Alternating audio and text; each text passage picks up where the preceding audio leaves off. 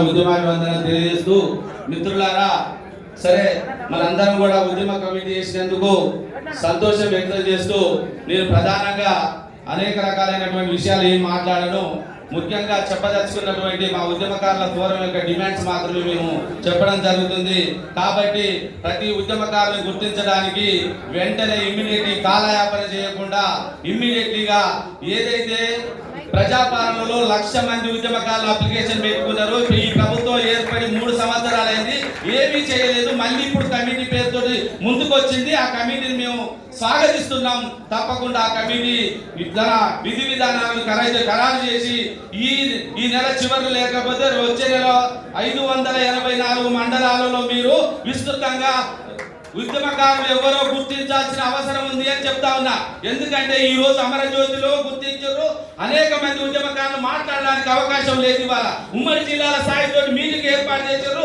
మాట్లాడలేక పొద్దుటి నుంచి అన్నం లేక అక్కడ అన్నం కానీ ఇబ్బంది పడతా ఉన్నాం ఉద్యమకారులు. కాబట్టి ఒకసారి వినండి అన్న బాధలు. ఎక్కడి నుంచో నర్సంపేట మాది, నేను ఒక అడ్వకేట్ గా చెప్తా ఉన్నా.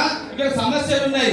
అమరజ్యోతి కాకుండా మీరు క్షేత్రస్థాయిలో మండలాల్లో 584 మండలాలలో అప్పుడు ఉన్నటువంటి జేఏసీలు ఉన్నాయి. ఈ మధ్య కాలంలో 9 సంవత్సరాలుగా మన సీమసీన నేతృత్వంలో రాష్ట్రంలో ఉన్నటువంటి అన్ని ప్రాంతాలలో నిర్మాణాలు చేసిన 82 మండలాలు కమిటీలు వేసుకున్నాం. దేనికోసం పోరాటం చేసిన మనం ఉద్యమకాలకు ఇచ్చినటువంటి ఆశయాలు ఆకాంక్షలు సంపూర్ణంగా ఇవ్వాలనేటటువంటి లక్ష్యంతో మేము మాట్లాడుతూ ఉన్నాం. ఉద్యమకారులకు జార్ఖండ్ తరహాలో 25,000 పెన్షన్ సౌకర్యాన్ని ఇమ్మీడియట్ కల్పించాలని మేము ప్రధానంగా డిమాండ్ చేస్తా ఉన్నాం. అదేవిధంగా 119 నియోజకవర్గాల్లో 10 days ఆమరణ నిరాహార దీక్ష చేసిన సందర్భాలు ఉన్నాయి. నర్సంపేటలో 784 రోజులు మనం నిరాహార దీక్ష చేసినాం. అందులో మా పాత్ర కూడా ఉందని తెలియజేసుకుంటా ఉంటాం. అదేవిధంగా నామినేట్ పోస్టుల్లో ఇంతవరకు ఎవరు కూడా ప్రాధాన్యత ఇవ్వడం లేదు. 20% నామినేటెడ్ పోస్టుల్లో చట్టసభల్లో ఉద్యమకారులందరికీ కూడా అవకాశాలు కల్పించాలని నేను ప్రధానంగా డిమాండ్ చేస్తా ఉన్నాను. కేసులు ఉన్నాయా లేవా, నిజమైన ఉద్యమకారులు ఎవరనేది గుర్తించేది మీరే. ఏ విధంగా గుర్తిస్తారో ముందుకు రండి. క్షేత్రస్థాయిలో పరిశీలన చేయకుండా మీరు కనుక చేసినట్టయితే నిజమైన ఏ ఉద్యమకారునికి అన్యాయం జరిగినా అది మీరే మూల్యం చెల్లించుకోవాల్సిన అవసరం కూడా ఉంటుందని మేము తెలియజేసుకుంటా ఉన్నాం.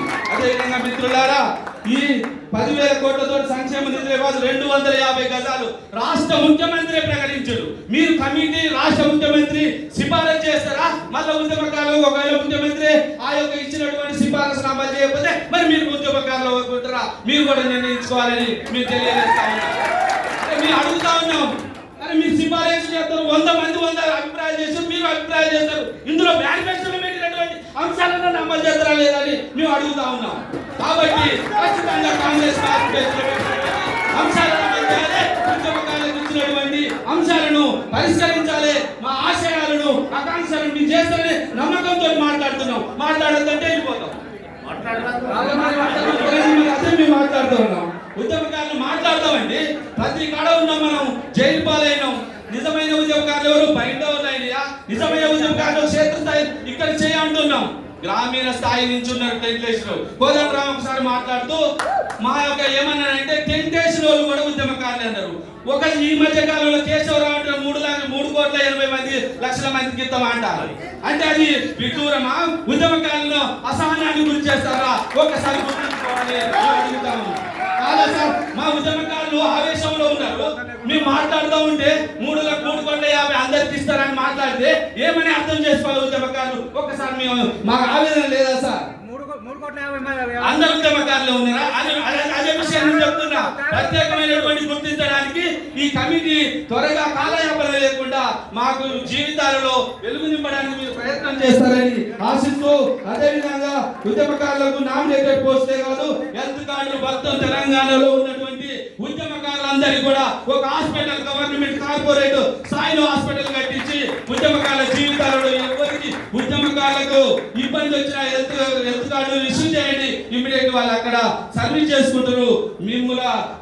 మా హృదయాలలో గుండెలో పెట్టుకొని ఇప్పుడే కాదు ఇంకా 100 తరాలు అంటే మన పిల్లతరం కూడా చెప్పుకోవడానికి అవకాశం ఉంటుంది. కాబట్టి ఉద్యమకారుల నేను ఆ రోజుల్లో ఉన్నటువంటి ఖానాపురం జేఏసీ మండల కన్వీనర్ గా ఉన్న నేను ఈ రోజు ఉద్యమకారుల ఫోరం స్టేట్ వర్కింగ్ ప్రెసిడెంట్ గా పనిచేస్తా ఉన్నాను.